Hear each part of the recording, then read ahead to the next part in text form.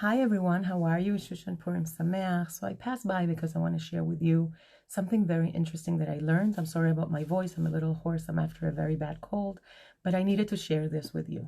So I want to share with you about this week's Parsha, Kitisa, that speaks about the horrible sin of the golden calf, which actually was the worst sin because it brought all the higher consciousness that we reach within the giving of the Torah, it brought it to a halt. And it's actually compared to the sin of the primordial sin of in the Garden of Eden, of Adam and Eve, with a snake. So the tree of life was actually the place from which we derived all the higher consciousness and everything. But then the tree of good and bad was the place that was stained with the impurity of the snake. The Arizal, the 16th century Kabbalist, says that Adam and Eve are actually a reincarnation in Mordechai and Esther. The lower part of Adam and Eve are Achashverosh and Vashti, and the snake is actually Haman. So how is this connected to this parsha of Kitisa? So Kitisa talks about the 40 days after the giving of the Torah, where we reach this highest level of consciousness and togetherness, when we were like one people with one heart.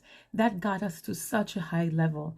But then the Midrash explains that the giving of the Torah actually brought the repairing of all the ailments the world had when the sin of Adam and Eve happened, because that sin brought a lot of ailments, and it brought death, and it brought pain, and it brought a lot of illnesses also. So the Torah was actually about to heal it, but this came to a halt because of that sin. So that new level of consciousness stopped with the sin.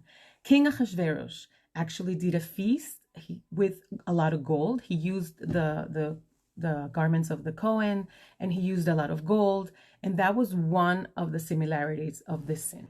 The second thing that we learn is that also the eating, it was so abrupt and so full of how shall we say, without sneers, right? So they had a lot of food and drink and everything, and this brought to that state of reaching that level of pleasure where you lose yourself, and they would go into orgies and everything. And also they came to such a state in the feast of the king Achashverosh that they actually asked the queen Vashti to come only wearing her crown. We know the end of the story, she never came. That is another issue. But the final thing is that in the tree of life, that impurity that the snake brought was the same impurity that Haman brought. And Haman could actually reach that level of wanting to kill and annihilate all Jews because they took part in this feast, because they were actually vulnerable.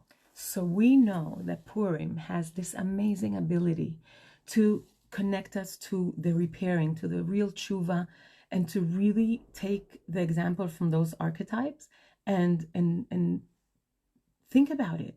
If Adam and Eve are Mordechai and Esther, meaning that Mordechai and Esther healed what Adam and Eve did. The lower part of them was Achashverosh and Vashti, but then Esther was able to heal that as well, because she was modest and she was connected to her femininity in the good way, and she had all this amazing leadership powers, right? And then the snake was Haman, but Haman was hung. So we know that actually what happened before we even remember, right, and the primordial times in the Garden of Eden was stained. Yes, it was terrible, and the golden calf brought back that stain. But in Purim we can heal it because we accepted the Torah for the second time, for real.